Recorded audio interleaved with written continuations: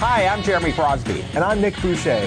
We're the hosts for the program that's all about your city, Talking Fitchburg. Every day, we pull together the news, events, and information you need to stay on top of what's happening in the city of Fitchburg. Find Talking Fitchburg on cable TV, Roku, Amazon Fire, Apple TV, and our live stream on the web. Plus, you can view all our headlines and stories on Facebook, YouTube, and our video on demand service. This is your city. Keep up with Talking Fitchburg and the issues that affect you and your neighbors. Want to know what's happening in your city? Get Notify Me messages from the City of Fitchburg. Visit fitchburgwi.gov on your computer or mobile device and select the big Notify Me button on the left. Enter your email and/or phone number, whichever is best for you to get notifications. Scroll down the list and select all the topics you're interested in to receive email or text messages about. You'll be notified every time one of your topics is updated. Sign up for Notify Me, one more way to keep up with your Fitchburg government.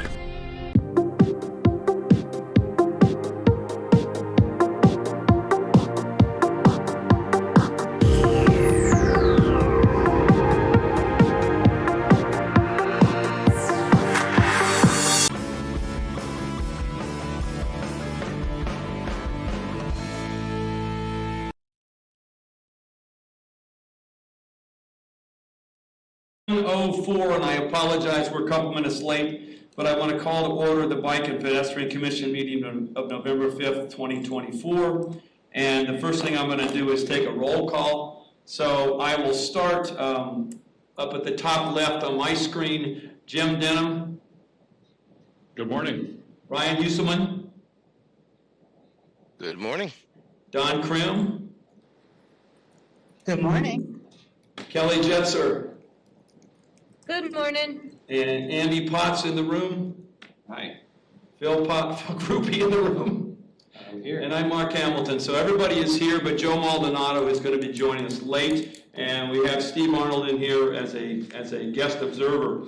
So with that, we'll go into the minutes that Phil sent out from October 1st, 7:02. Has everybody had a chance to look at the minutes? I make a motion to approve. Motion to approve by Andy Potts. Is there a second? Second. Second by Ryan Huselman. Any further discussion on the minutes? All those in favor signify by saying aye. Aye. Aye. Aye. Opposed, same sign. Mr. Groupie, the minutes are approved. Do we have anybody in the online or in the room who wishes to speak on non-agenda items, public appearances? Hello, Ross. And Ross from Public Works just showed up to the meeting, so welcome, Ross. Seeing none, we're going to move into the agenda. The first agenda item is Resolution 184-24, authorizing a contract with MSA Professional Services. Phil. Yeah, I'll go ahead and do a quick screen share here once I find where my Zoom window is.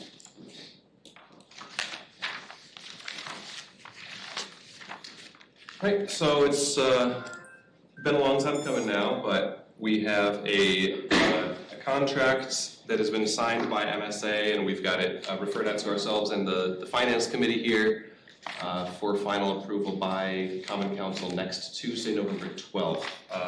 We've talked about this quite a bit. This is a contract with MSA Professional Services for them to help us with the process of updating our bike and pedestrian plan. We had $25,000 budgeted for this, and that's what their contract comes out to. Variety of things in here. I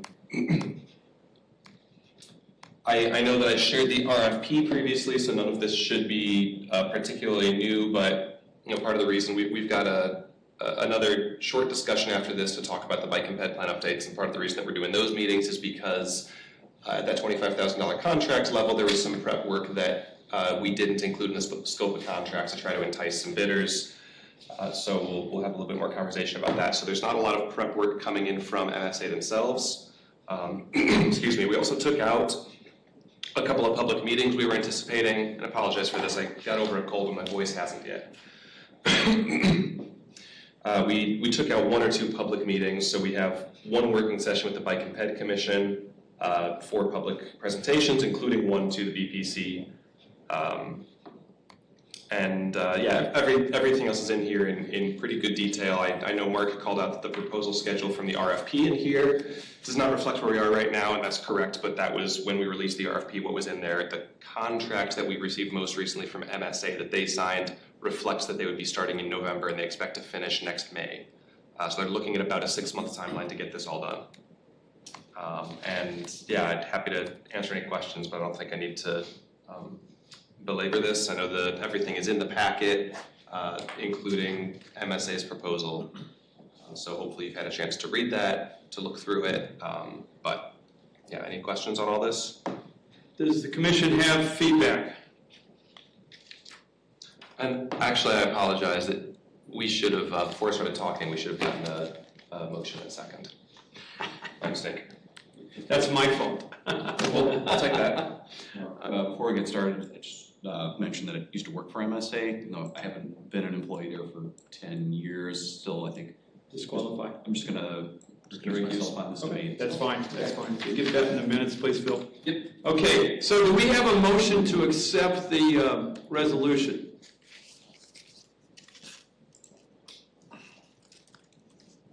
So moved. Ryan? Second. I heard a second by Kelly or Don, one of the two. Don. Dawn. Yeah. So your names are off the screen, he's got the resolution up Oh, yeah. there.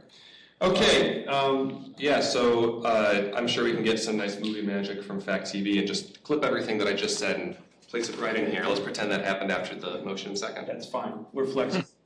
There are two other, Any other- yeah, is there any other discussion on it? I've got a couple of points. I think that when I had talked to, just a FYI for the commission, I had talked to both Julia and Chad and Phil, and we had talked about a timetable of June 2025, and again, I think that's fair. Also, through the, their proposal, we're called a committee, not a commission. So that, Yeah, as we'll we make get sure into that this, they need to know that. Yep. The thing I want to ask the commission members who are all sitting on this planning group is, one meeting with us going to be enough?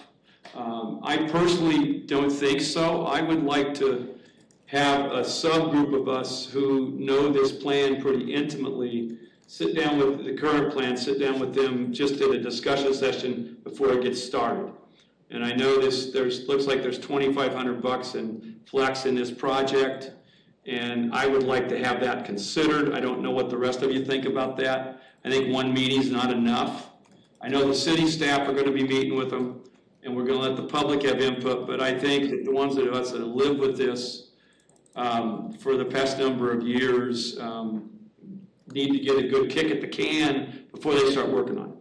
Because if you look at this, a lot of the stuff's out of date, a lot of the stuff's also been accomplished, and a lot of the stuff we haven't gotten to. So I'll open that up for discussion as far as a friendly amendment to the proposal. Go ahead. This is Jim with a question. Yes, Jim.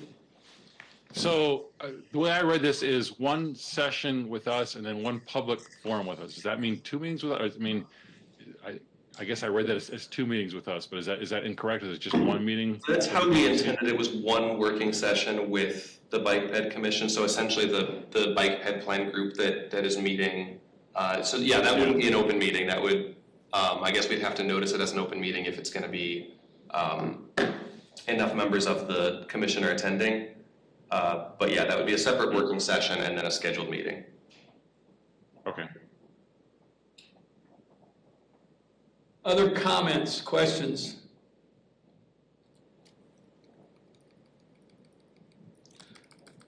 Just as a response to that, certainly, as Mark mentioned, we do have a call scheduled with MSA next. Let me double check on that if that's next week or this week.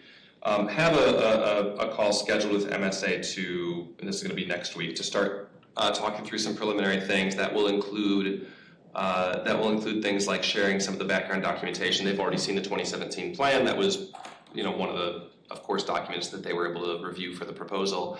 But also things like, Mark, the document you put together with kind of a point-by-point rundown of all of the goals from the 2017 plan, where we are on those status updates and what to do moving forward. the notes that we discussed last month on going through the 2017 plan, all of that stuff is going to be shared with them, and that'll come up on the call. I still need to decide. I haven't chatted with them. I want to see their preference. I haven't chatted internally about whether that call next week with them will be just me or if we want to have a few more people on it. But I'd let you know about that as well. But certainly some of that prep work that this group and that Mark, you have already put into it is going to be shared with them. If another meeting beyond that would be helpful, we can definitely look into that. Well, I'm happy to meet with you with them if that's okay with you guys. I mean, and it's okay with this commission, because as I said, I did go through this page by page and have a lot of notes written all over it that I need to interpret for somebody, and I think I did with some of you. So I just don't want to lose that. That's what I'm saying. I want a decent plan, a good plan, as we get to the finish line with this. So. If you would consider that, I would appreciate it. Is there any further discussion on the amendment proposal, the proposal before us? Okay, hearing none, I will move to all those in favor of Resolution 18424. I'm going to say complete with the discussion that went around it. Please, Phil, signify by saying aye. Aye. Aye. Aye. All those opposed, same sign. Okay, Phil, your resolution carries. All right. Moving forward, knowing we've got 15 more minutes with this commission group, we've gotten lots of complaints regarding the micro devices, both on our trails, on our mountain bikes, and speeds of those. And I think that as we move into 2025, I'd like to see us begin to work with our colleagues to have a policy on this. I know Andy and Steve ride on the trails around here and the mountain bikes, and we're getting complaints about the mountain bikes. We're also getting complaints about the speed of some of these e-bikes on our trails. So I guess this is just a discussion item. I'd like your feedback on this. I think, Jim, with your walking hat on, this also, of course, does impact our citizens who may be walking on our trails. So, thoughts on this? Yes, Andy. Oh, I guess I'll just jump in since I think the one that kind of flagged this. And part of the reason I brought this forward was that we've been hearing complaints, specifically out of Quarry Ridge, from a lot of the mountain bike users saying, basically, what is the policy? There are people out here with e-bikes that are anything from like class 1 to class 3. There's people out here on electric scooters, people on the one-wheel hoverboards. And so I think they've gone back to the city to say, what is the policy? And I don't know that we actually have one, because our policies were written in the 1990s when those devices just didn't exist. So I just wanted to bring this forward. I don't necessarily have I don't really have a dog in that fight in terms of what people want out at the park, but I think we owe it to the users of that facility to at least have a clear policy so that we can enforce it if we need to. So again, I'm looking at Ross as well as you, Phil, and I think the police, is it a police matter? It's not a police matter until a policy is written. I mean, we want to get their input on what makes sense, Yeah. But police would really come into play if there needs to be some enforcement. Yeah, I agree. We have a meeting scheduled for December 11th to talk about this exact thing, policies regarding e-bikes more generally, but especially the Quarry Ridge issue.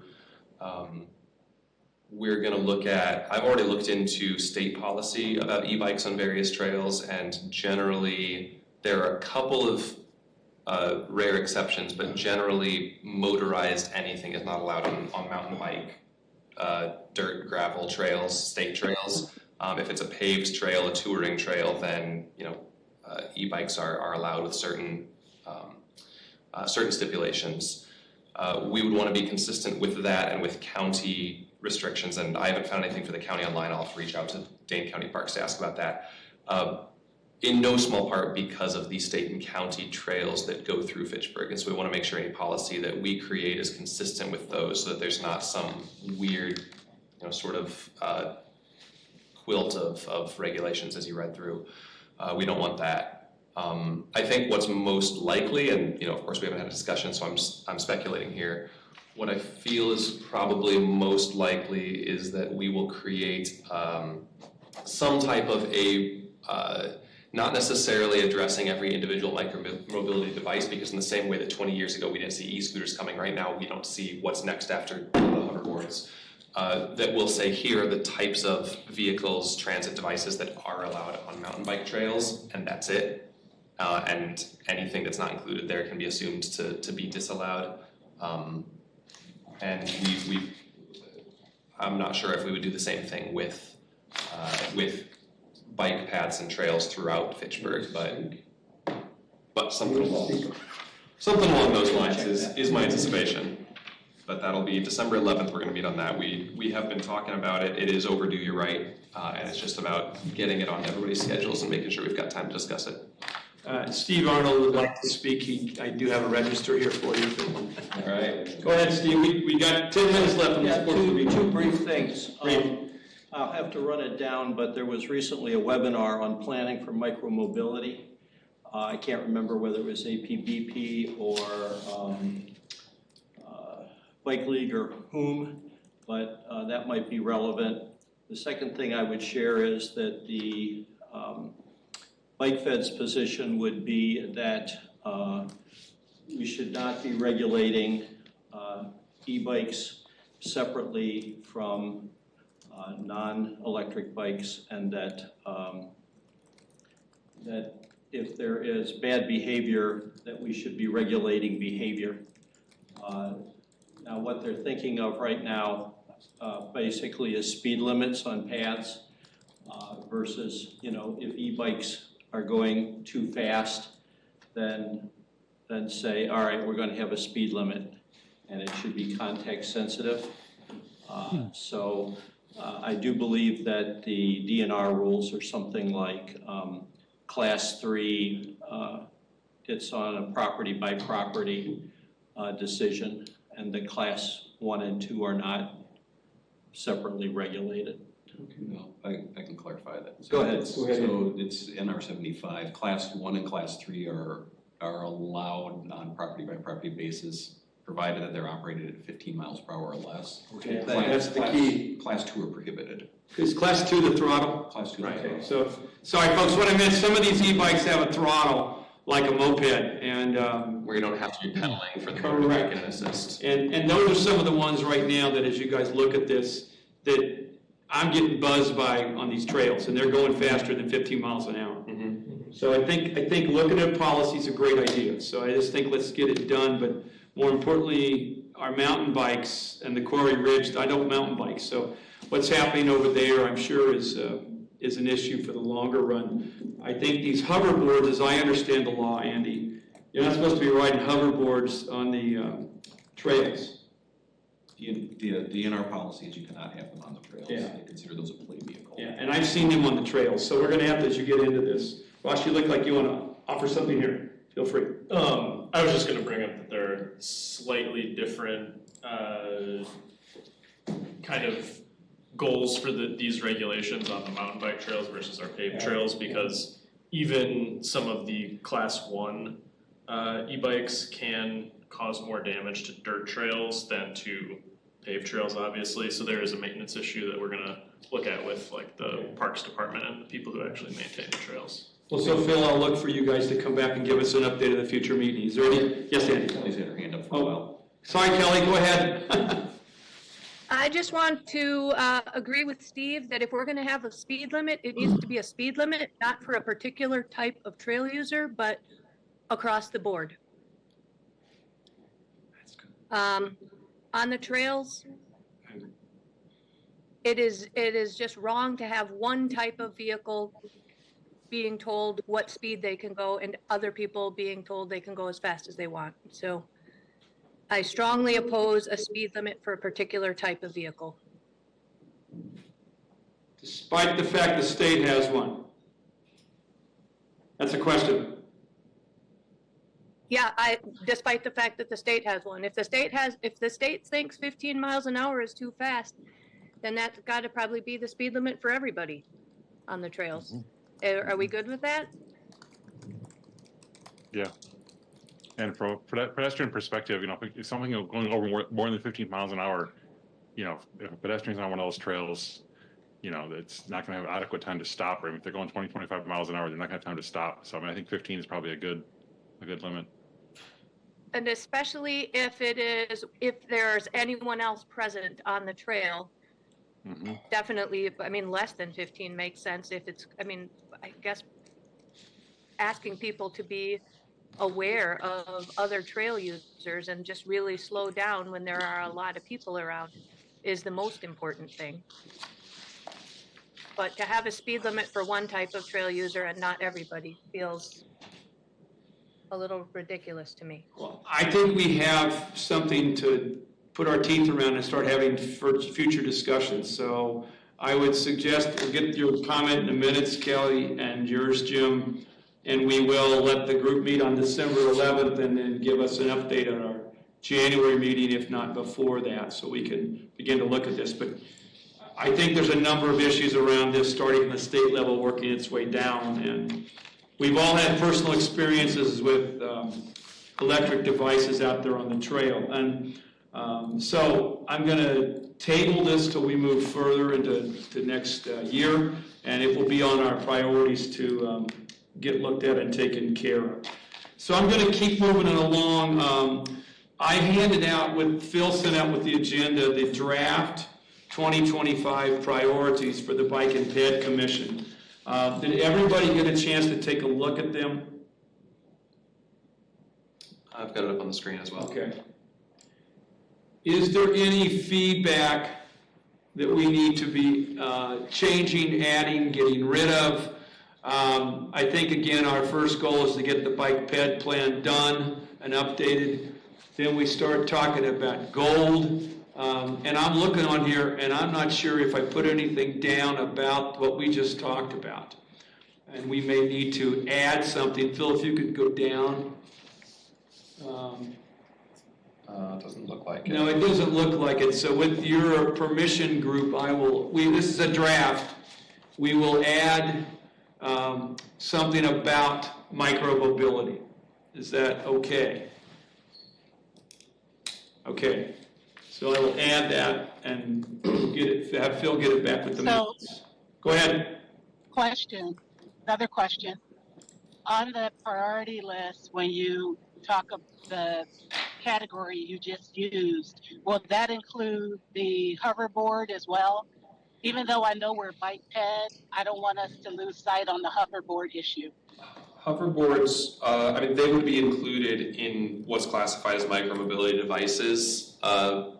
Odds are, any policy, my guess is any policy we would create on trails would, I don't think we would look to do something that would leave a giant carve out. So we want to make sure that trail users are clear on what is and isn't allowed. Okay. So if we reference micromobility devices, that would include hoverboards. Okay, great, because Andy mentioned they're not permissible, but as I think about our signage, it's not there, not that you can put everything on the sign. Right. And go ahead, Andy. And to that point, that's the DNR's policy. We don't have a policy on the city trails. Mm-hmm. Yeah. So that comment really only applies to DNR property. Oh, okay, thank you. Thank you. Okay, so we'll add something about micromobility on here. I'll work with Phil on that, and then I'd look to have this approved at the December meeting for 2025, and this will let our city leaders know what's going on, any public members who choose to work with us, folks like Ross through Public Works, and we will then give us something to track what we're doing and not doing. I think that's good, and that we've been doing that for the last couple of years.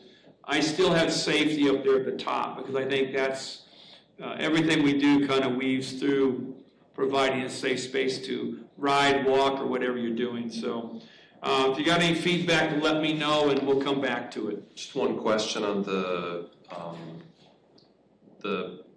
bike-friendly communities due date here. Just to clarify, we received our latest silver redesignation in 23. It doesn't expire until 27. But you've got January 26th as a due date for reapplying? I guess I just gave us, I can change it, but I wanted to give us enough time to be flexible, to get going on it. I think as we've talked, once we get the bike ped plan done, we then start looking or talking about what needs to be done and all these other pieces.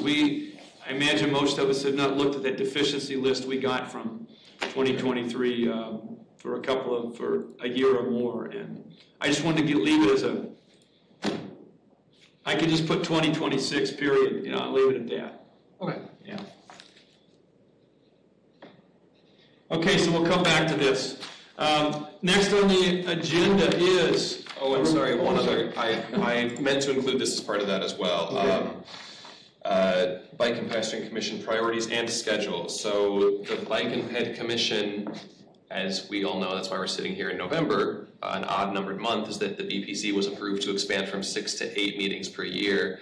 Currently, the schedule is every even numbered month, and that gets us to 6. So as I'm going to start putting together commission schedules for next year, I'll need to know what the BPC schedule should look like for 2025. What do you folks think?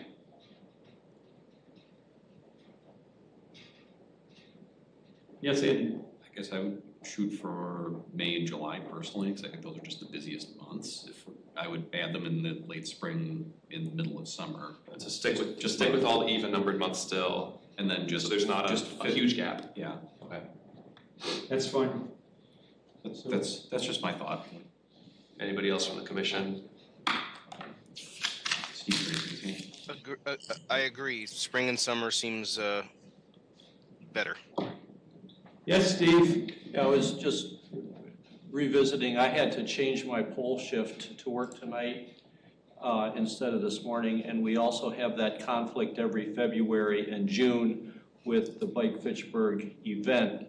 So I would just throw out that it would be interesting to Bike Fitchburg if you were to meet a different day of the week or a different week of the month than first Tuesdays. Now, I know we have talked about different days in the past, and we've come back around to this one, both for people's schedules and for just what's available on the city's meeting calendar. It could always be raised again as a discussion point. Well, I think we can raise a discussion point. At the same time, Steve, you have, 6 members on your board or 8? Could somebody else attend those days? There's conflicts? Well, one of the problems is that none of you can attend our events because you're meeting simultaneously. Okay. Twice a year. So, quick question. Tuesday morning is apparently the best morning. Does it need to be the first Tuesday of the month? Would there be less conflicts with other people's schedules if it was the second or third Tuesday of the month, for instance?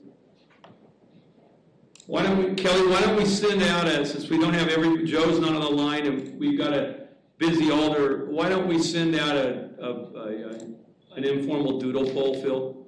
He's got to talk to FACTv, I'm sure, too, and look at his schedule. But I think what's the point Steve raised, I only thought about one side of that issue. Jim, you look like you're trying to say something.